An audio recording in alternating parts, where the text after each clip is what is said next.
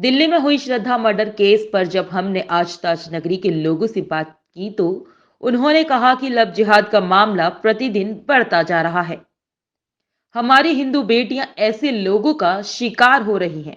जिस तरीके से दिल्ली में आफताब नाम के मुस्लिम समाज के लड़के ने श्रद्धा को अपना शिकार बनाया और उसके 35 टुकड़े कर 2 महीने तक अलग अलग जगह फेंकता रहा।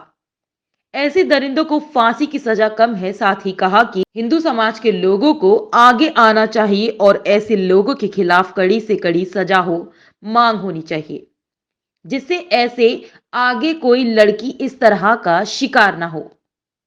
मैं धर्मेंद्र नागड़, महानगर अध्यक्ष, योगी यूथ ब्रिगेड, आगरा। क्या कहेंगे धर्मेंद्र भाई, जिस तरह से दिल्ली में श्रद्धा शिकार हुई है, मुस्लिम समाज लड़के ने 35 टुकड़े किए उनके, किस तरीके से बर्बाद हत्या हुई है, क्या कहेंगे हिंदूवादी संगठन है उसमें क्या संज्ञान लेने वाले हैं? देखिए, हमारे भारत देश के अंदर ऐसी घटनाएं आए दिन घटित हो रही हैं। इनको इस्लामिक के तहत इनको जो साजिश है, इनकी जो लव जिहाद है, लव जिहाद के तहत हमारी हिंदू बहन बेटियों को आए दिन साजिश के तहत इनको फंसाया जा रहा है। पहले ये लोग कलावा बांधते हैं, तिलक लगाते हैं और अपना नाम भी हिंदू रखते हैं। उसके बाद में हमारी बहन बेटियों को फंसाने के बाद में जब इनकी हकीकत मालूम चलती है कि ये लोग मुसलमान हैं, इस्लामिक हैं, जब वो बहन बेटियां अपनी जान बचाने के लिए भागती हैं तो ये लोग उनका कत्ल कर देते हैं और कत्ल भी बड़ी ही बेरहमी से करते हैं। जैसे अभी श्रद्धा का कत्ल हुआ है, अफ्ताक ने किया है।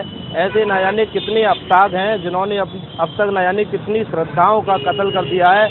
ऐसे अफ्ताक के लिए तो मैं ये मांग करूँगा कानून से कि इनको फांसी की सज़ा भी कम है। ऐसे लोगों को ऐसा ही सबक सिखाना चाहिए। इनके 35 नहीं, इनके 70 टुकड़े करने चाहिए। क्या कहेंगे 35 टुकड़े करके उन्होंने 3 महीने तक फ्रिज में अपने घरों में रखे रहा। देखिए, वहाँ पता नहीं लगी। दिल्ली में ऐसी घटनाएं आए दिन होती रहती हैं, कोई पहली घटना नहीं है। क्योंकि दिल्ली की जो सरकार है केजरीवाल की, वो खुलेआम ऐसे लोगों को समर्थन करती है।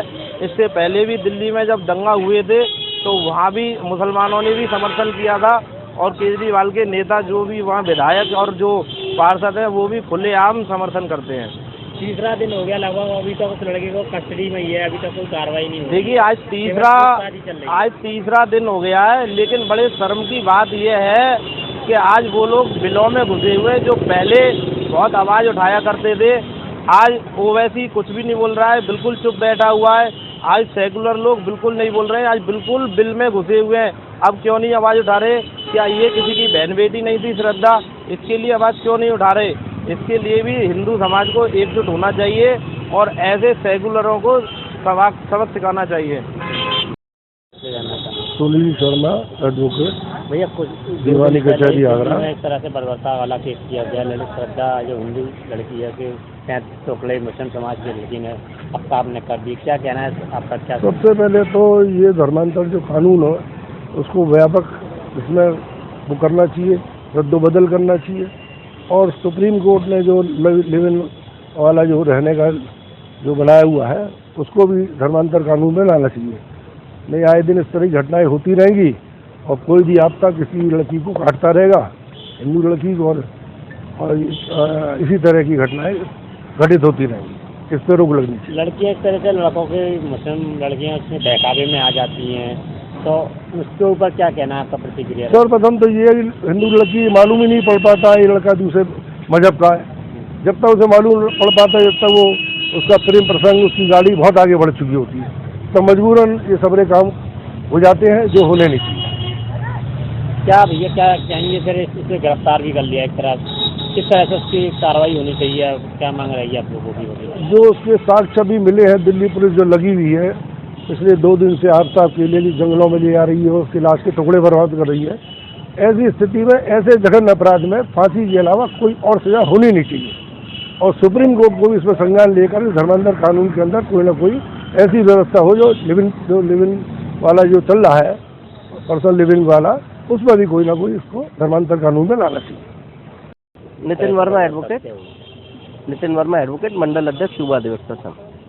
जो दिल्ली में जो घटना हुई है बहुत ही विभत्स और ऐसी घटना है जिसका वर्णन नहीं किया जा सकता, क्योंकि आजकल माननीय सर्वोच्च न्यायालय के द्वारा लिव इन रिलेशनशिप को एक प्रकार की अमूक कानूनी मान्यता दे दी गई है और उसके कारण भी इस प्रकार की घटनाएं आजकल संज्ञान में आ रही हैं।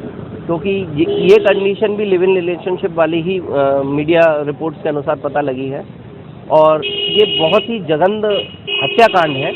इसमें जैसे इस तरीके से एक नरभक्षी, मैं तो उस व्यक्ति को नरभक्षी कहूँगा, जिसने 35 टुकड़े करके और लगभग कई दिनों तक रेफ्रिजरेटर में लाश को रखा और इधर उधर फेंका। तो इस पे एक ठोस कानून की ज़रूरत है। जैसे माननीय मुख्यमंत्री जी ने उत्तर प्रदेश में लव जिहाद के ऊपर एक बड़ा कानून बना के एक नए आयाम स्थापित किए हैं उत्तर प्रदेश में, उसी प्रकार से अन्य प्रदेशों की सरकार को भी इसी प्रकार के सख्त कानून बनाने चाहिए, जिससे कि इस प्रकार की घटनाएं रुक सकें। ये क्या कहेंगे, इस लड़की ने इस तरह से हत्या की और किस तरह की सजा फिर मिलनी चाहिए, क्या कहना है आपको? देखिए, कानून का दायरा बहुत व्यापक है, वरना इस तरीके के जघन्य हत्याकांड के लिए तो एक सजा होती है, वो है फांसी।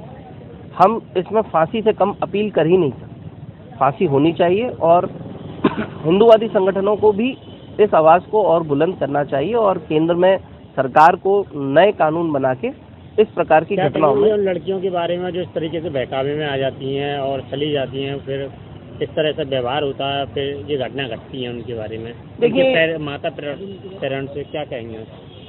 ये तो उनका व्यक्तिगत जीवन है, इस पर तो कोई टिप्पणी की नहीं जा सकती। बस उनको सिखाया और समझाया और अपने घर में संस्कारों के माध्यम से बताया जा सकता है कि यदि कोई कलावा भान के सलीम आपसे मिले और अपने आप को सोनू बताए, तो पहले उसकी पहचान करें, उसके बाद उसके साथ कोई काम करें।